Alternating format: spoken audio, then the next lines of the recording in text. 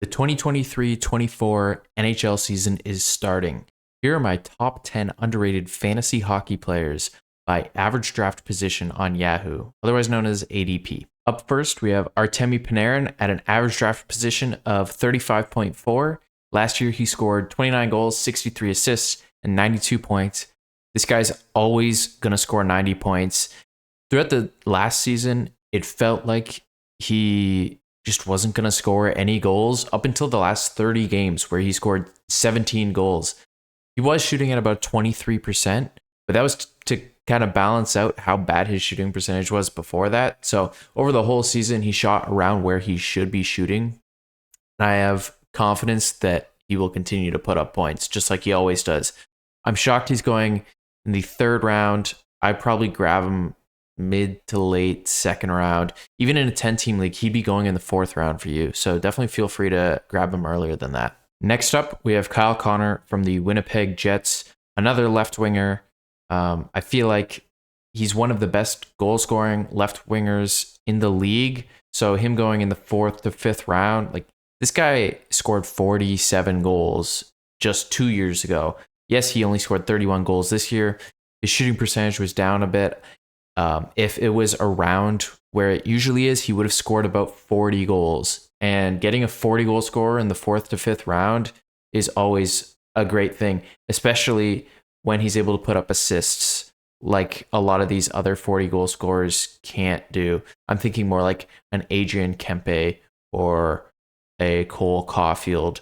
Those guys aren't really going to put up a lot of assists. Kyle Connor is. Next up, we have Aleksander Barkov from the Florida Panthers. He's going around 60th overall. He scored 23 goals, 55 assists, 78 points in 68 games. So he was on pace for like just over 90 points. I think this is a guy who is a safe bet for 90 points. He will consistently get that year after year. The concern that I had looking at his totals was his goals at only 23. If he were to have played 82 games and he was shooting a little bit below his regular shooting percentage. If he was able to shoot at roughly what he's been doing the last 5 or so years, then he would have been closer to about 35 goals through an 82 game season. So I'm not too worried about that. I think that'll normalize. The crazy thing is you have guys who haven't even played a single game in the NHL, like Connor Bedard, going above Aleksander Barkov. I think Connor Bedard is probably going to put up like 35 goals, 80, 90 points, but you know that Aleksander Barkov is going to put that up. So would you rather go with the guy whose potential is to hit that total or the guy who is definitely going to hit that total and has for the last few seasons? Next up, we have Miro Heiskanen from the Dallas Stars. He scored 11 goals, 62 assists, and 73 points in 79 games.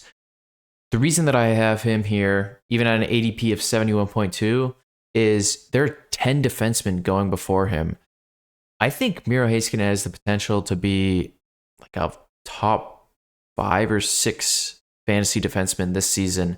Cale Makar, Adam Fox. Those are the only guys who I would guarantee are going to be above him. So I would definitely take the gamble and take him a little bit earlier than 71.2 ADP. For someone who's going to consistently produce on an amazing Dallas power play. Evgeni Malkin at a 103.9 ADP is something that I love for 2 reasons.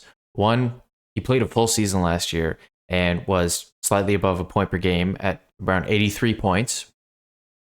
But 2, you now have Erik Karlsson on that top Pittsburgh Penguins power play. That's a tongue twister. You got to think that while Malkin is getting older, Karlsson getting added to that power play in replacement of Chris Letang is going to keep his point totals afloat around where they are. And if you can get Evgeni Malkin as like your second center in like the 10th, 11th round, then I am definitely all for that. At an ADP of 140, Cole Caufield is looking like a steal. 26 goals, 10 assists, 36 points in 46 games. So he scored 26 goals in 46 games, which is about on pace for 46, 47 goals over an 82-game pace. If you can get someone who is a serious threat to score 50 goals in like the 14th, 15th round, that's insane. I would definitely consider fading left wingers a little bit in the early rounds, and picking up a Cole Caufield is like your second left winger, and having a guy who's a serious threat for the Rocket Richard. Next up, we have another Winnipeg Jet, Mark Scheifele at 148.3 ADP. He scored 42 goals, 26 assists, 68 points last year in 81 games. This is a guy who, up until last year, had pretty much never been under a point per game in the last 6 seasons.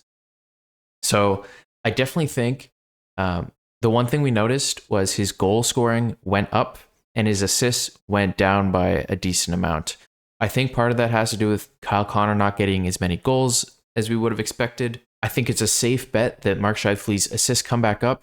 And looking at his shooting percentage, it was about 20%, but his career shooting percentage is 17%. As long as the number of shots that he took last year stays consistent coming into this season, I think that we can expect him to be a 40 goal scorer yet again, but now with the added bonus of a lot of assists. To get that at the 15th round or like 13th round, if it's a 12-man league, is insane value. This pick could just be me remembering what once was a couple seasons ago and prior to that, but I think Patrick Kane is still a good value pick at 159.5 ADP. And you could draft him earlier than that, like 120, 130.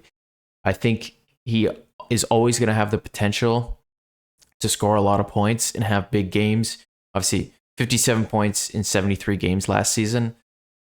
He was kind of underwhelming when he went to the Rangers. It really depends on where he ends up. I think Patrick Kane could still be a serviceable player on your fantasy team, and 159.5 is just way too low of an ADP. Our first and only goalie on this list, Logan Thompson at 160.6 ADP. He had a record of 21, 13, and 3, goals against average of 265, and a save percentage of 915. Really good stats for a rookie. We have to remember that. He was still a rookie. He was 26 years old.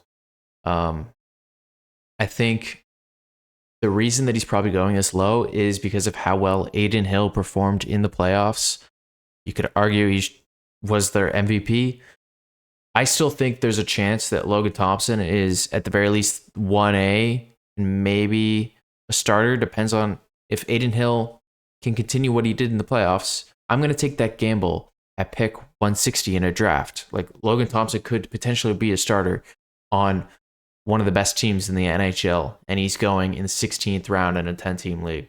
So definitely consider picking him up a lot earlier than that. Finally, we have Taylor Hall on the Chicago Blackhawks, 166.6 ADP. Obviously, not a great year last season. 16 goals, 20 assists, 36 points in 61 games. But you cannot ignore the Bedard factor. There's pretty much no one else on that Chicago Blackhawks team besides Connor Bedard, Taylor Hall, arguably Seth Jones. So Taylor Hall is going to get all the exposure to Connor Bedard that he could ask for. I'm surprised he's not getting drafted higher just because he is playing with Connor Bedard and there's so much hype around him. Definitely take a gamble on Taylor Hall in the 17th round of a 10-team league. He has the potential to put up 70 to 80 points on the wing of Connor Bedard. Thank you so much for watching. Please make sure to like and subscribe for more fantasy hockey tips in the upcoming 2023-24 NHL season.